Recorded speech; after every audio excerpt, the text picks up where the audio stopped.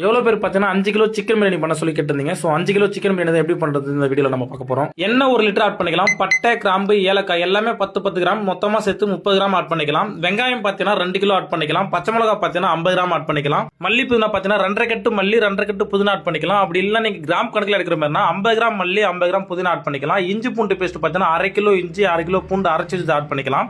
அது கூட தனி மிளகாய் தூள் பார்த்தீங்கன்னா ஒரு 50 கிராம் ஆட் பண்ணிக்கலாம். தயிர் 1 லிட்டர் ஆட் பண்ணிக்கலாம். அரைச்சி வச்சிருக்க தக்காளி பார்த்தீங்கன்னா 1.5 கிலோ ஆட் பண்ணிக்கலாம். உப்பு பார்த்தீங்கன்னா 175 கிராம் ஆட் பண்ணிக்கலாம். இந்த 175 கிராம் உப்பு பார்த்தீங்கன்னா வெறும் மசாலாக்கு மட்டும்தாங்க. அடுத்து சிக்கன் வந்து ஒரு 5 கிலோ ஆட் பண்ணிக்கலாம். தண்ணி வந்து பார்த்தீங்கன்னா 4 லிட்டர் ஆட் பண்ணிக்கலாம். தண்ணிக்கு அப்புறம் லெமன் பார்த்தீங்கன்னா 4 லெமன் ஆட் பண்ணிக்கலாம். ரைஸ் வடிச்சு எடுக்கிறதுக்காக பார்த்தீங்கன்னா 5 கிலோக்கு 10 லிட்டர் தண்ணி வச்சிருக்கேன். அந்த 10 லிட்டர் தண்ணியில பார்த்தீங்கன்னா 125 கிராம் சால்ட் போட்டிருக்கேன். இதுல அரிசி ஆஃப் பாயில இருந்து வடிச்சு எடுத்த அரிசி வந்து மசாலா ஆட் பண்ணிக்கலாம். மசாலாவும் அரிசியும் ஒரே லெவல்ல வர மாதிரி வச்சுக்கிட்டு தேவைப்பட்ட தண்ணி ஆட் பண்ணிட்டு மூடி போட்டு 20 நிமிஷம் தம் பண்ணினா உங்களோட பிரியாணி பக்காவா ரெடி ஆயிடுங்க. நம்மளோட 5 கிலோ பிரியாணி ரெடி ஆயிடுச்சு. சோ உங்களுக்கு இதுல ஏதாச்சும் டவுட் இருந்தா கமெண்ட்ல கேளுங்க.